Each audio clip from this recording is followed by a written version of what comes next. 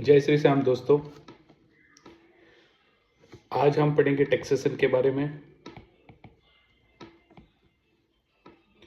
Taxation में अभी तक हमने जो सेमेस्टर 3 में सीखा है उसके अलावा हम और दूसरी चीज़ें सीखेंगे और बहुत ही आसान भाषा में आज आप देखेंगे कि किस तरह से हम ये एक जो आपको टफ लगता है वो सब्जेक्ट बहुत ही आसान बना सकते हैं। और ये सही में अगर आप माने तो बहुत ही आसान है, क्योंकि टैक्सेशन ऐसा विषय है आप जो भी आज हम करेंगे वो आप अपने रूटीन में रोज करते हैं। तो ये क्या होगा कि आप आज मैं जिस तरीके से आपको टैक्सेशन सिखाऊंगा आपको लगेगा कि आपकी ये रोजमर्रा की जिंदगी में आप जैसे टैक्सेशन यूज कर रहे हैं। सबसे पहले तो टैक्सेशन में हम देखेंगे कि हमारे पास डायरेक्ट टैक्स और इनडायरेक्ट टैक्स दोनों टैक्सेस है। देखो, डायरेक्ट टैक्स में हमारे पास इनकम टैक्स है, मतलब जो हमारे कोर्स में है वो इनकम टैक्स है। और इनडायरेक्ट टैक्स में हमारे पास जो है वो जीएसटी है, goods and service tax. Goods and service tax का हमारा 25% का वेटेज रहता है और इनकम टैक्स का लगभग हमारा 75% का वेटेज रहता है। तो हमने पहले लेक्चर में बताया था कि सारी चीज़ें डिटेल में हम सीखेंगे, लेकिन आज हम आपको बताएंगे कि ये जो टैक्सेशन है इसमें हम सबसे पहले जो पहला चैप्टर है हमारा, जिसे हम पीजीबीपी कहते हैं, profit and gain from business and profession, उसके बारे में सीखेंगे। Profit and gain business and profession सीखने से पहले कुछ चीज़ें मैं आपको बता देना चाहता हूं जो आपको ध्यान रखनी है। सबसे पहली चीज़ तो आपको ये ध्यान रखनी है कि जब हम 11th-12th में पढ़ रहे थे या फर्स्ट ईयर में पढ़ रहे थे तो हम जो हमारे ट्रेडिंग अकाउंट है, पीएनएल अकाउंट है, उसमें हम बहुत सारी चीज़ें जो हमारी बिजनेस से रिलेटेड नहीं है वो भी डेबिट क्रेडिट किया करते थे। यहाँ पे हमें वो सारी चीज़ें सिर्फ हटानी है। मतलब सिंपली हमें, जब हम बिजनेस की बात कर रहे हैं तो हमारे बिजनेस का, और अगर हम बात कर रहे हैं प्रोफेशन की तो बिजनेस या प्रोफेशन से रिलेटेड खर्चे ही इनकम टैक्स में अलाउड होते हैं जो इस हेड के अंडर आते हैं। अगर कोई दूसरा खर्चा है तो वो यहाँ से माइनस करके दूसरे हेड में चला जाएगा, उसकी बात हम नहीं करेंगे, हमें सिर्फ यहाँ से रिमूव कर देना है। तो सिंपली अगर हम देखें, बहुत ही आसान भाषा में अगर इसको देखेंगे तो आपको पता चलेगा कि सबसे पहले हम क्या करते हैं, एक पीएनएल अकाउंट बना लेते हैं।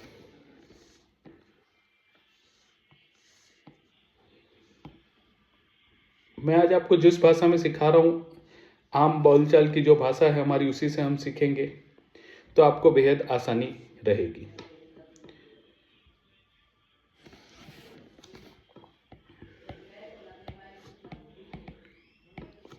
देखो, जनरली एक सेल्स होगा हमारा।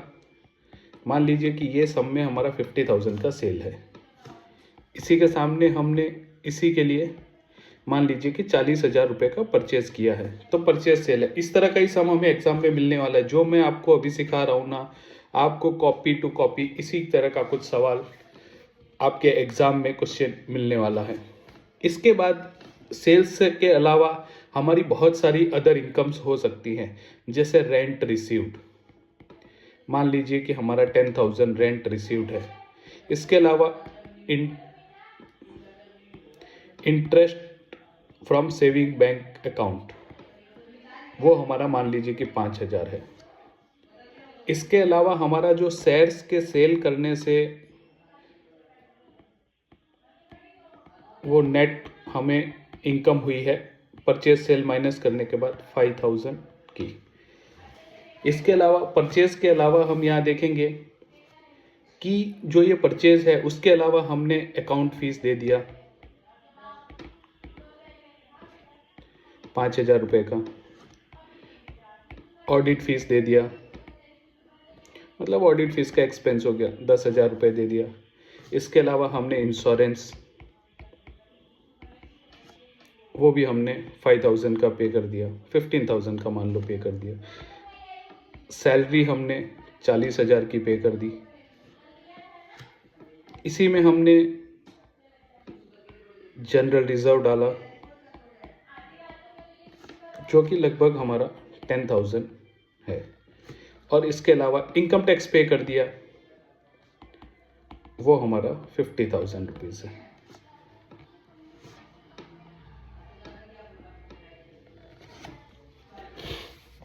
तो अभी जो भी हमारा इसको हम 1,50,000 कर लेते हैं तो गिनने में आसानी रहेगी। अभी आप देखेंगे तो 1,50,000, 60 और 1,70,000 रुपये का हमारा टोटल आ रहा है, और इस साइड भी 1,70,000 रुपये का प्रॉफिट आ रहा है। मैं आपको बुक का सम इसलिए नहीं करवा रहा हूँ कि मैं आपको यहाँ आसानी से यही सम में, बुक्स में जितने सारे भी एडजस्टमेंट है ना, वो सारे मैं इसी सम में आपको लेकर सिखा दूंगा। तो आपके लिए ये इतना आसान हो जाएगा, आपको याद रखने की भी कुछ ज़रूरत नहीं है, कुछ रट्टा मारने की भी ज़रूरत नहीं है। आपको इसी सिस्टम से ये पूरा सम करते जाना है। अभी 1,70 में से 40, 50, 60, 70, 80, 1,20 और 1,25, तो 1,70 में से 1,25 माइनस करेंगे, हमारा प्रॉफिट आ गया 45,000। अब हमारा जो प्रॉफिट है 45,000, इस तरह का सम हमें दिया होगा और नीचे कुछ एडजस्टमेंट वगैरह दिए होंगे। चलो मान लीजिए कि कोई एडजस्टमेंट नहीं दिए हुए, इसी तरह का सम हमें अगर एग्जाम में आ गया तो हम किस तरह से उसको सॉल्व करेंगे। सबसे पहले हम शुरू करेंगे प्रॉफिट फ्रॉम P&L या जो भी अकाउंट दिया है उसका। इसमें कितना है 45,000। अब इसमें कुछ चीज़ें ऐड करनी है और कुछ चीज़ें हमें लेस करनी है। क्या ऐड करना है?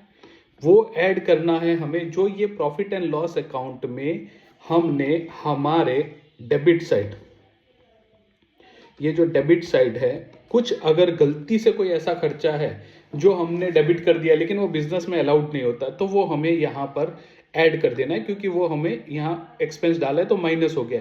और हमारी इनकम साइड कोई ऐसी इनकम है जो हमारी वहाँ, ये जो बिजनेस एंड प्रोफेशन है इसमें कैलकुलेट नहीं होनी चाहिए, इसमें जो नहीं है इससे रिलेटेड उसको हम लेस कर देंगे।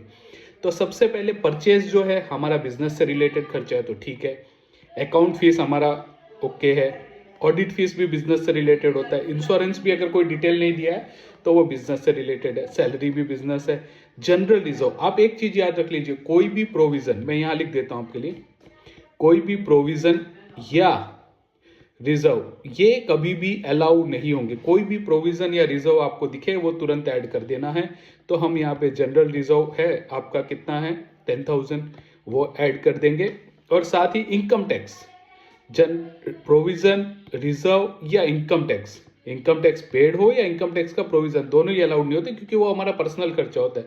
कभी भी इनकम टैक्स बिजनेस में अलाउड नहीं होता है, वो हमारा ऑलवेज कैपिटल में से जाता है और ये हमारा पर्सनल खर्चा होता है। तो हम ये भी इसमें ऐड कर देंगे, जीआर और इनकम टैक्स। तो ये दोनों ऐड करेंगे तो बाहर हमारा 15,000 रुपये चला जाएगा। इसी के तरीके से अगर आप सेल देखेंगे तो हमारा सेल है बिजनेस से रिलेटेड। रेंट क्या है, हमारा हाउस प्रॉपर्टी इनकम में जाता है, इनकम फ्रॉम हाउस प्रॉपर्टी में जाता है, तो यहाँ पर नहीं आएगा। तो यहाँ हमने गलती से हमारे यहाँ जोड़ रखे, इसकी वजह से हमारा प्रॉफिट बढ़ा हुआ है, तो हम यहाँ रेंट लेस कर देंगे। रेंट हम कितना लेस करेंगे 10,000। Interest from saving bank account भी हमारा IOFS, income from other source में जाता है, तो वो भी हम माइनस कर देंगे।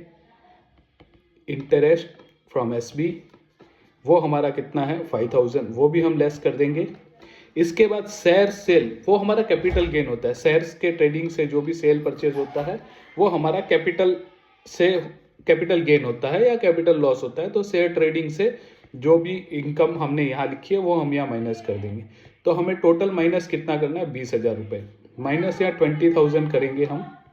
तो हम देखेंगे कि हमारा 45 प्लस 15 60,000 माइनस 20,000, यानी हमारा बिजनेस एंड प्रोफेशन का 40,000 रुपये का यहाँ पर हमारी जो बिजनेस इनकम आएगी। तो अभी आप देखिए कितना आसान तरीके से मैंने आपको समझाया। एक इस तरह का P&L रहेगा आपका, ये सम है ना 14 मार्क्स का आता है। मैंने पिछले वीडियो में आपको सबको दिखाया भी है कि किस तरीके से इतना छोटा सा सम 14 मार्क्स का आता है, और उसी को आपको इतने आसानी से सॉल्व करके आप पूरे 14 नंबर पूरे के पूरे इसमें मिल सकते हैं। इसमें एक दो एडजस्टमेंट आते हैं वो भी हम इसमें ऐड कर लेंगे इस सम में, पर एक बेसिक सम समझ लीजिए। सबसे पहले आप देखिए कि इस तरह का आपको P&L अकाउंट दिया होगा, उसमें से आपको आइडेंटिफाई करना है कि कौन सा बिजनेस से रिलेटेड है और कौन सा बिना बिजनेस से रिलेटेड है। जैसे कि सेल हमारा बिजनेस से रिलेटेड है, रेंट हमारा बिजनेस से रिलेटेड नहीं होता है, तो हम उसको लेस कर देंगे क्योंकि ये इनकम में ऐड हुआ है हमारा, इसलिए लेस हो जाएगा।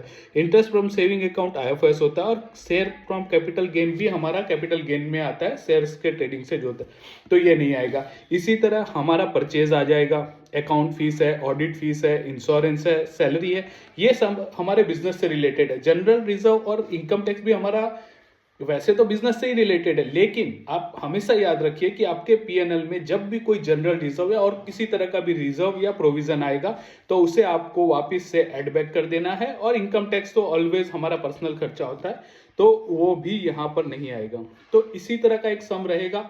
तो आप देखिए कितनी आसानी से हमने इस सम का आंसर यहाँ पर निकाल लिया है। जो ये आपका सम था, प्रॉफिट हमने लिया 45,000, लेकिन वो 45,000 में हमने गलती से ये 10,000 और ये 5,000, ये 10,000 और ये 5,000, इस तरीके से ये दो जो है हमने जो नहीं माइनस होने चाहिए थे वो चीज़ें यहाँ माइनस करी है, एक्सपेंस में डाला है, मतलब माइनस हुई है हमारे प्रॉफिट में से। तो ये 10 और 15,000 हम जीआर और इनकम टैक्स वापस से ऐड कर दिया है।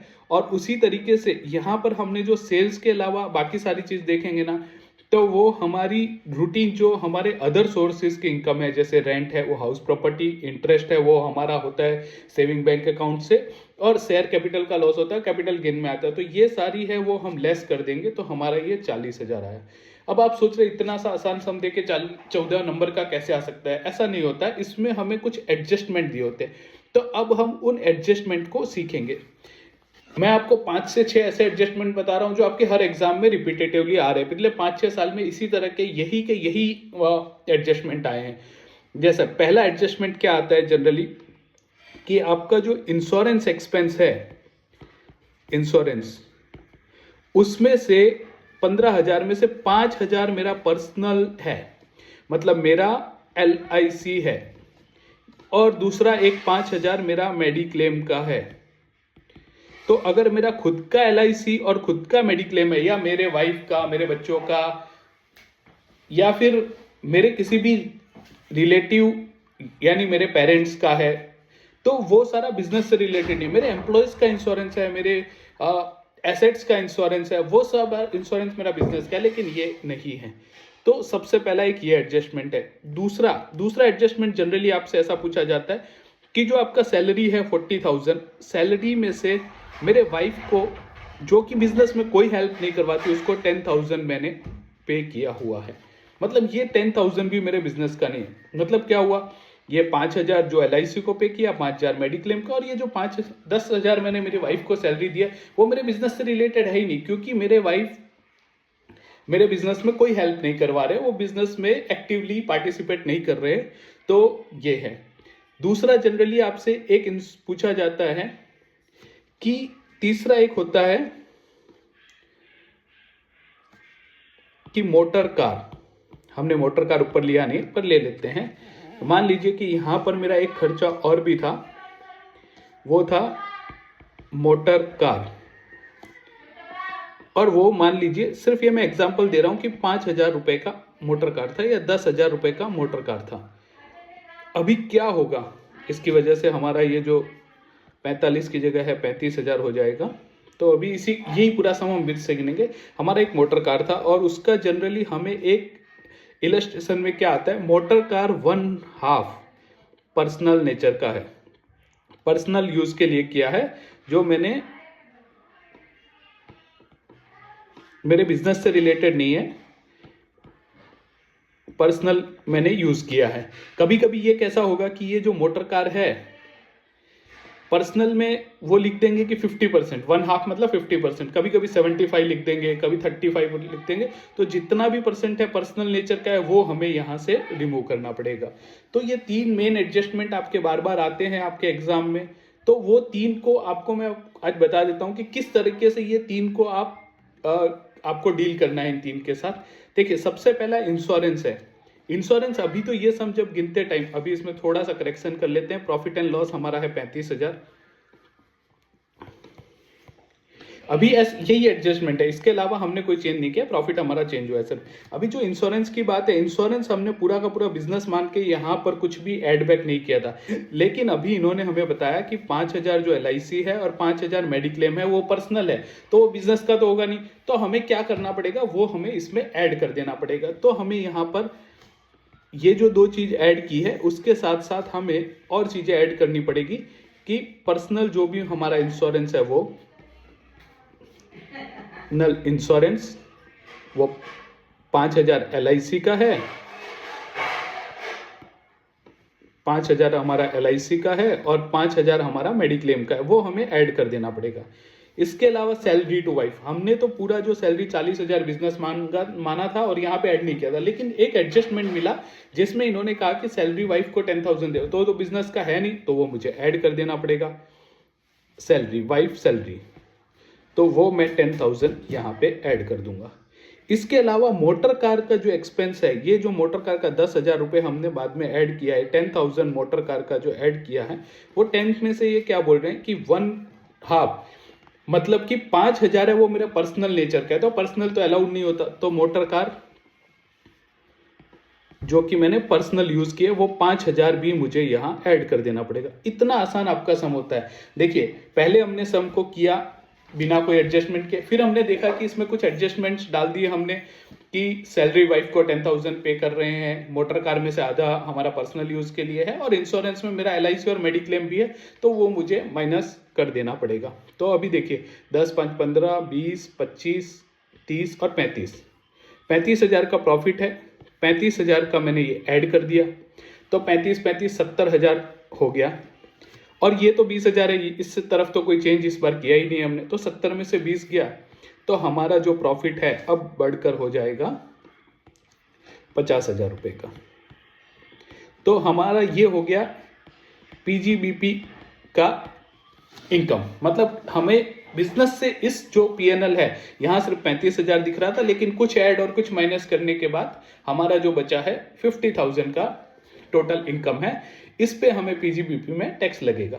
तो इस तरह से बिल्कुल आसान होता है। आपको इसी तरह का एक सम दिया जाएगा जिसमें नीचे कुछ एडजस्टमेंट दिए जाएंगे और इसी तरीके से आसान तरीके से हमको सॉल्व करना है। हम बुक के भी सभी क्वेश्चन सॉल्व करेंगे, लेकिन ये मैंने आपको पहला क्वेश्चन है जो डिटेल में समझाया। फिर से एक बार मैं आपको बता देता हूं कि हमने सबसे पहले क्या किया, एक क्वेश्चन लिया, उसमें एडजस्टमेंट है। अगर शुरू से ही आपका इस तरह का क्वेश्चन आता है तो सबसे पहले आपको एडजस्टमेंट पढ़ने, इंश्योरेंस, तो आप जो इंश्योरेंस है आपका ना, उस इंश्योरेंस पे आप टिक लगा दीजिए कि इंश्योरेंस में एडजस्टमेंट है, तो आपको सॉल्व करते टाइम आसानी रहेगी। सैलरी में एडजस्टमेंट है और हमारा तीसरा किसमें, मोटर कार में। ये 3 के अलावा आप सब देख लीजिए। और हमारा ये जो इस तरह का टेबल है, प्रॉफिट फ्रॉम इनकम लेना है, PNL का लेना है और उसमें कुछ ऐड और कुछ प्लस करना है। क्या ऐड करना है जो बिजनेस से रिलेटेड नहीं है, क्या लेस करना है जो बिजनेस से रिलेटेड नहीं है। बिजनेस से रिलेटेड कोई भी इनकम है जो हमने हमारे PNL में क्रेडिट की है तो वो हमें यहाँ माइनस कर देनी पड़ेगी, और कोई भी ऐसा एक्सपेंस है जो हमने यहाँ पर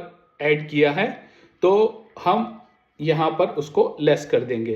देखिए, मैं आसान भाषा में भी अगर इसको आपको समझाऊं, ये सेम चीज को अगर मैंने जो ये अदर एक्सपेंस है जो मेरे बिजनेस रिलेटेड नहीं है वो लेकर भी अगर मैं सॉल्व करूंगा ना, तो मेरा ये जो प्रॉफिट है 50,000 आ जाएगा। जो गलत किया है वो मुझे माइनस कर देना है, और वो मैंने यहाँ पे वही ये स्टेटमेंट बनाकर किया है।